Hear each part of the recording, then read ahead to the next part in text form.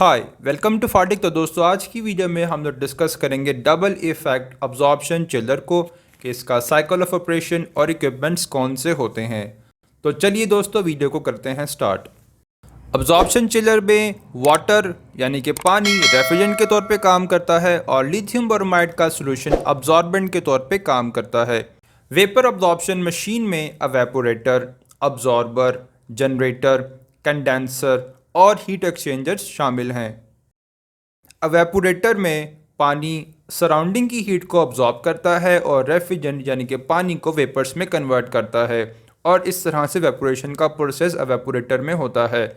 इसकी मिसाल human body में से स्वेटिंग का प्रोसेस है। अब्जॉर्बर में लिथियम ब्रोमाइड का कंसनट्रेटेड सॉल्यूशन होता है जो कि वेपोराइज वाटर को जो वेपोरेटर से होता है उसको अपने अंदर अब्जॉर्ब कर लेता है। इसकी मिसाल जैसे कि स्पॉन्ज वाटर को अपने अंदर अब्जॉर्ब कर लेता है। लिथियम ब्रोमाइड का कंसनट्रेटेड सॉल्यूशन जैसे ही वाटर वेपर को अपने अंदर अब्जॉर्ब करता है तो ये डाइल्यूट लिथियम ब्रोमाइड के सॉल्यूशन में कन्वर्ट हो जाता है। जनरेटर में डाइल्यूट लिथियम ब्रोमाइड के सॉल्यूशन से वाटर एवेपोरेट होकर सेपरेट हो जाता है और आ जाता है लो प्रेशर जनरेटर में। एलपी जनरेटर में जो वाटर वेपर्स प्रोड्यूस होते हैं कंडेंसर इसको कूल डाउन करता है और इसको अगेन लिक्विड फॉर्म में ले आता है। लिथियम ब्रोमाइड की एक ख़ास प्रॉपर्टी है कि ये केमिकल एफिनिटी की वजह से पानी को अपने अंदर अब्जॉर्ब कर लेता है। जैसा कि मैग्नेट में हाई एफिनिटी की वजह से इसके ऑपोजिट पोल्स एक दूसरे को अट्रैक्शन करते हैं।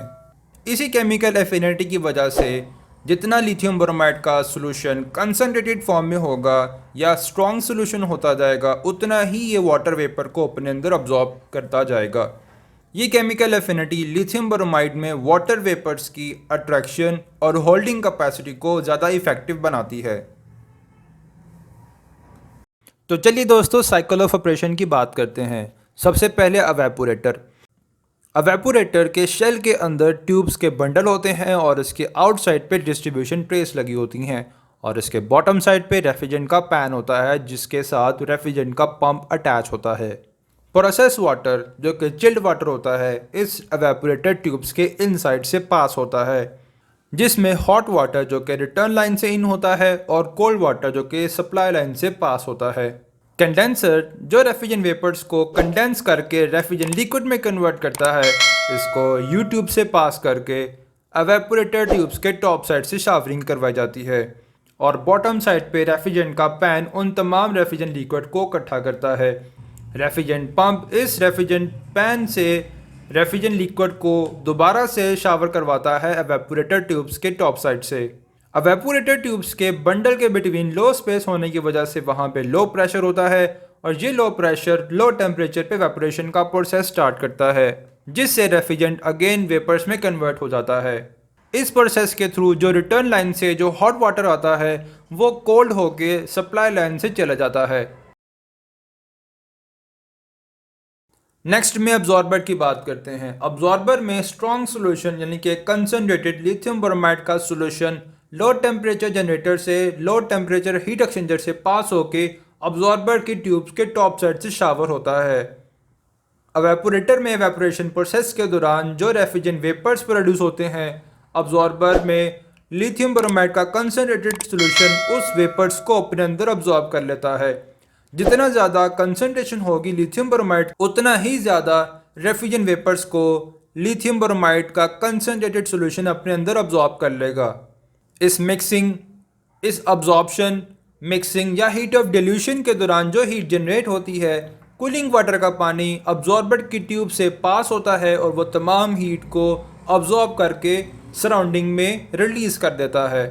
अब्जॉर्बर के बॉटम साइड पे एक सम्प होता है जहाँ पे डाइल्यूट सॉल्यूशन या फिर मिक्स सॉल्यूशन एक पंप के साथ अटैच करके low temperature heat exchanger, condensate heat exchanger और हाई टेम्परेचर हीट एक्सचेंजर से पास करवा के एंटर कर दिया जाता है हाई प्रेशर जनरेटर में।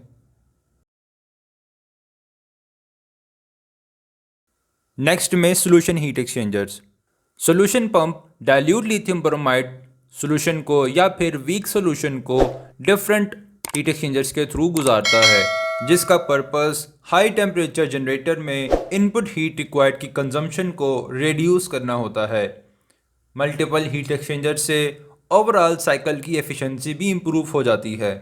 जैसा कि लो टेम्परेचर हीट एक्सचेंजर में वीक सोल्यूशन और स्ट्रॉन्ग सोल्यूशन का हीट एक्सचेंज होता है, इसी तरह से कंडेंसेट हीट एक्सचेंजर में कंडेंसेट और वीक सोल्यूशन का हीट एक्सचेंज होता है, और हाई टेम्परेचर हीट एक्सचेंजर में इंटरमीडिएट सोल्यूशन और वीक सोल्यूशन का हीट एक्सचेंज होता है। हाई टेम्परेचर जनरेटर का हाफ साइड ट्यूब बंडल्स पे कंसिस्ट करता है और हाफ साइड शेल साइड पे कंसिस्ट करता है, और इसके ट्यूब साइड में हीटिंग मीडिया पास करता है। जैसा कि इस वीडियो में हमारा हीटिंग मीडिया सैचुरेटेड स्टीम है और यहाँ पर फायर की एनिमेशन हीटिंग मीडिया को शो कर रही है, और जनरेटर के शेल साइड पे solution high temperature heat exchanger से पास होके आता है। हाई टेम्परेचर जनरेटर का प्राइमरी पर्पस होता है कि वीक सॉल्यूशन को हीट किया जाए। जैसे ही बॉइलिंग पॉइंट अचीव होता है तो वीक सॉल्यूशन में जो रेफ्रिजरेंट होता है यानी पानी होता है वो बॉयल कर जाता है, और रिमेनिंग कुछ अमाउंट में रेफ्रिजरेंट वीक सॉल्यूशन के अंदर प्रेजेंट होता है। रेफ्रिजरेंट जो बॉयल हो जाता है वेपर्स की सूरत में एंटर हो जाता है लो टेम्परेचर जनरेटर में, और जो रिमेनिंग वीक सॉल्यूशन होता है इसको हम लोग हाई टेम्परेचर हीट एक्सचेंजर से पास करके एंटर कर देते हैं लो टेम्परेचर जनरेटर में, जहां पर ये इंटरमीडिएट सॉल्यूशन बन जाता है। लो टेम्परेचर जनरेटर में रेफ्रिजरेंट वेपर्स जो कि हाई टेम्परेचर जनरेटर से आते हैं इंटरमीडिएट सॉल्यूशन को हीट करने के लिए इस्तेमाल होता है, ताकि इंटरमीडिएट सॉल्यूशन की प्योरिटी को थोड़ा सा इन्हांस किया जाए, या फिर इंटरमीडिएट सॉल्यूशन में से रिमेनिंग रेफ्रिजरेंट वेपर्स को निकाला जा सके, ताकि इंटरमीडिएट सॉल्यूशन कन्वर्ट हो सके स्ट्रॉन्ग कंसनट्रेटेड लिथियम ब्रोमाइड के सॉल्यूशन में, और रिमेनिंग रेफ्रिजरेंट वेपर्स चले जाते हैं कंडेंसर में। कंडेंसर की ट्यूब्स में कूलिंग वाटर का फ्लो होता है, और रेफ्रिजरेंट वेपर्स इन ट्यूब्स के साथ जैसे ही कांटेक्ट में आती हैं तो कंडेंसेशन का प्रोसेस होता है, जिससे रेफ्रिजरेंट वेपर्स कंडेंस होके रेफ्रिजरेंट लिक्विड में कन्वर्ट हो जाता है, और कंडेंसर में रेफ्रिजरेंट लिक्विड यू ट्यूब से पास होके एवेपोरेटर के टॉप साइड पर शावरिंग होता है। इस तरह से ये प्रोसेस कंटिन्यूसली रिपीट होता है, जिसमें रेफ्रिजरेंट वेपर्स लिक्विड में और concentrated lithium bromide dilute lithium bromide में कन्वर्ट होता रहता है। तो ये थी दोस्तों आज की वीडियो, जिसमें मैंने आपको डबल इफेक्ट अब्जॉर्प्शन चिल्लर के बारे में बताया। उम्मीद है आपको वीडियो अच्छा लगा होगा। अगर आपको वीडियो अच्छा लगा तो चैनल को सब्सक्राइब करें, वीडियो को लाइक करें और देखते रहें फॉडिक।